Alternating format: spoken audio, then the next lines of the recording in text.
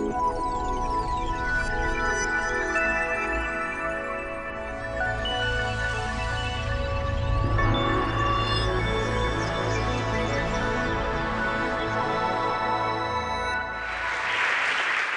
currently Director of Children's Services. We are known as DCSs for short, in the wonderful borough of Gateshead, next door to, but not to be mistaken for, the equally wonderful city of Newcastle. So the Angel and the Bridge and the Sage and the Baltic and the Metro Centre are in Gateshead, okay? What does the DCS do then?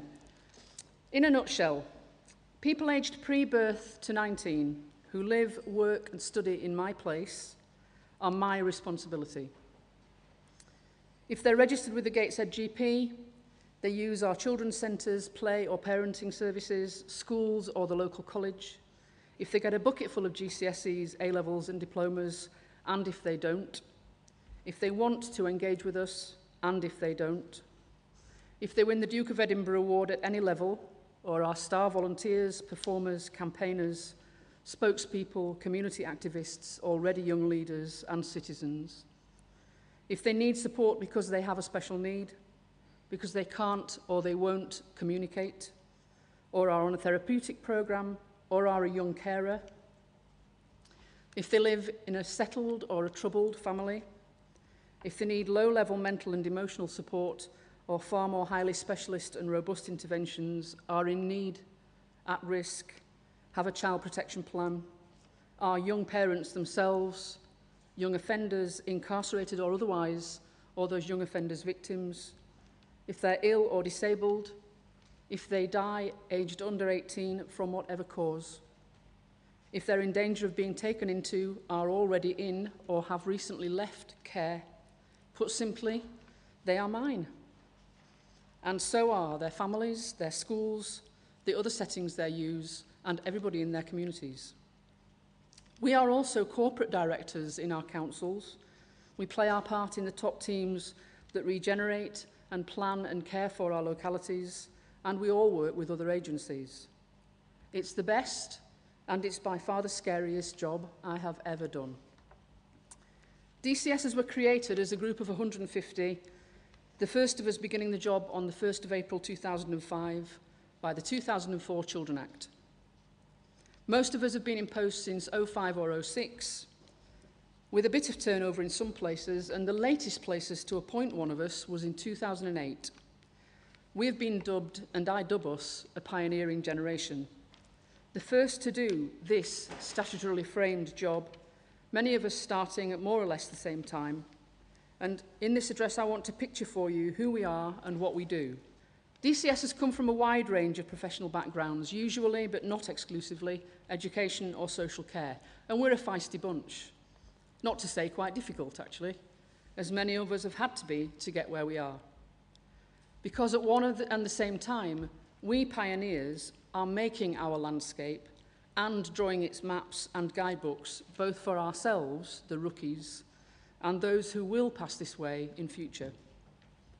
We believe, no doubt arrogantly, that actually we are the people doing this job, the size of whose remit we can't hold for long in our heads, that actually nobody else ever having done it, we may be the harshest critics of what we do and the best equipped to push ourselves and each other to do it better.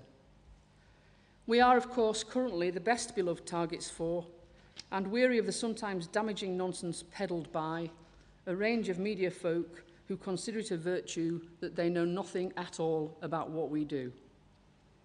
In the last 6 months, we've found ourselves damned in part of what we do, damned without the grace or reciprocal courtesy of being listened to when we explain the reality. I agree with Lem Cisse, a black poet, friend of mine, lifelong friend, who theorises that we are judged in this way by a society that is horribly aware of and fascinated by, but cannot face the fact that it needs us. And yet, it needs us. We lead and manage the people who are handiest scapegoats in this work, people whose existence allows society to forget that it is not the professionals who hurt other people's innocent children. We help the nation have somewhere to put its sense of subliminal shame that there is a need for these professionals in the first place. Perhaps diminishing that need is what, as a society, we should be addressing. We've recently found ourselves damned either as former teachers who know nothing about social work or former social workers who know nothing about schooling. For the record, I used to be a secondary English and drama teacher with a history degree. And I have to say, I was bloody brilliant. And if you put me back into a classroom now, I would fail. I left that classroom 20 years ago, pre-information communication technology, just as the first national curriculum was published and before it got going. DCSs, you will not be amazed to hear, believe that what matters most is not what we used to be whenever it was we used to be it, but what we are now and what we together will make for the future of our children and young people. I hope you can see some of the parallels in your worlds. My schools are so successful against every measurable and inspected indicator that it's a pretty scarily powerful place to be some days. I can tell you why they're so good. It goes beyond our truly great teachers and beyond a strong sense of our autonomous schools. Note to Her Majesty's loyal opposition, it's 20 years since I was in control of my primary schools, back to the script. It's our autonomous schools who willingly work with each other and with us in collaborative endeavour. Their success is because they believe every child has a right to play, to sing and dance, to learn about history, to create, to run, to express themselves, to meet artists across all the art forms, and journalists and architects and thinkers and scientists and environmental campaigners.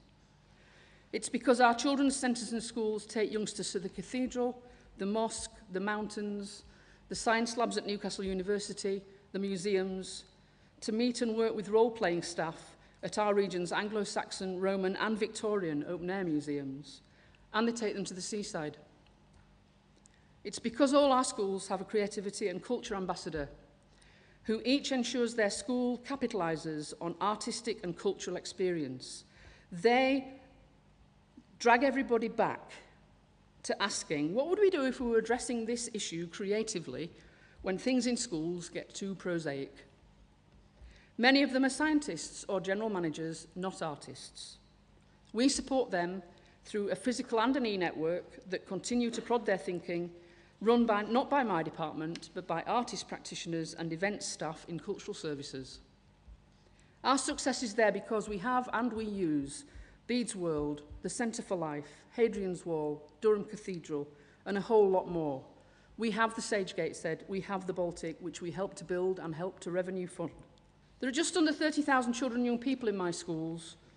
They work with half or less than half the money per child that an inner London school receives. Calm down, Maggie. Despite the serious levels of poverty in my borough. Of those nearly 30,000, over 3,000 learn at least one instrument because we make it possible. This year, over 4,000 took part across a day-and-a-half's performance in our dance festival, including dancers in wheelchairs and on walking frames, and at least 4 staff troops. 3,000 will sing and play in our music showcase in June, and they will know the history and the passion behind the regional folk music that makes up part of it. 3,000 took part in either our line dancing day, that was fantastic, or our cheerleading day, or both. 5,000 will run and jump and throw and cheer at our athletics festival in July. 30 of my looked after children recently had 2 artists to themselves for a year and explored painting, expression, creativity, no product to speak of, just experience. 4 young women, all of them variously troubled, created a sculptural piece last year, a maquette, with a professional artist, a half-finished sized work based on life being a lottery, where you win or you lose by the spin of a wheel or the roll of the dice inside that wheel. It's been at the National Gallery, and it will become part of our public art programme if you'd like to put some money in a bucket. At a recent school opening, HRH the Duke of Kent spoke to 5 15-year-olds who were being taught a regional craft by 5 85-year-olds. Not just that day, but for part of a day every week. The craft they were doing mattered a lot less than that in their lives outside school, Because they'd learned together and they were friends, they spoke to each other civilly at the bus stop or on the estate across the 70 years between them, and they were no longer mutually afraid. We live creativity, breadth and diversity in our learning because we recognise it's good for the soul, but it's also good for the statistics. And if we can do it, then so can anybody else. And now we're all feeling really good. Time for the challenge. Who's saying what culture is? Phil Redmond, speaking on Liverpool 08, has already said that as well as introducing and glorying in the greats, who are of course great because they are the greats, but also in part because we delight in them and we continue to say they are. As well as that, we must be willing to get closer to the floor, to start where the people are. And that may not be where you or I would like. I'm talking about families who either don't know, or if they do know, they don't care, where your or my theatre or concert hall or gallery or museum or park or garden actually are, and who wouldn't know how to get in, and by that I mean literally and metaphorically, if they did know. They're, for example, the mums and dads in my borough who nearly 5 years into its existence, and despite living a mile away from its shining curves and its extremely accessible programming, have been to the Sage Gateshead just the once, and that was because their 9-year-old was singing in our showcase. The researched and recognised danger of those of us who can, metaphorically speaking, read the Latin in the books in the chained library of the arts, saying to the people who can't, here's the lifeblood we live by and so should you, but it's here on our terms, as we're almost bound to do, we are human after all, is that even as we say it, the steel circle of some people engaging and some not is sealed. If we're not careful, we participate in creating cultural palaces, real or psychological palaces, which some people don't come near, even though that's what we expect, even when we think we're enabling them to do so. Or if they do come once, they don't come back. If what some people with whom the arts and culture want to engage in is filtered through their life stories and not ours, if they want, and in the first instance they need, what's safe on their terms, bounded by reality influenced by the Beckhams, the PlayStation, the X Factor, Newcastle United, Strictly Come Dancing, Underpass Graffiti, The Simpsons and the soaps, then that's where we start. And with some of them we will get a heck of a lot further than that, and with some of them we may not. A lot of the most creative things that happen in my community are sparked by the young people themselves, by youth workers, by social workers, by young offenders workers, by volunteers. My schools are very creative, but they no longer work in a bubble called schooling, and neither can we. And here's the final challenge. How broad are we prepared to go? My creativity stretches across my musicianship and my writing.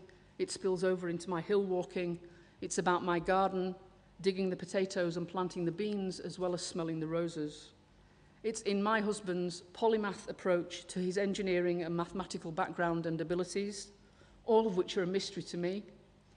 And it's in his equal ability to interpret Bloom's taxonomy of learning so it reads and feels like a poem. It's knowing young people may learn expressive language in and through literary text, but they could become scientists or ICT specialists applying it in other problem solving. Creativity and culture are not the sole province of the arts, and we limit ourselves and everybody else if we think or say that they are.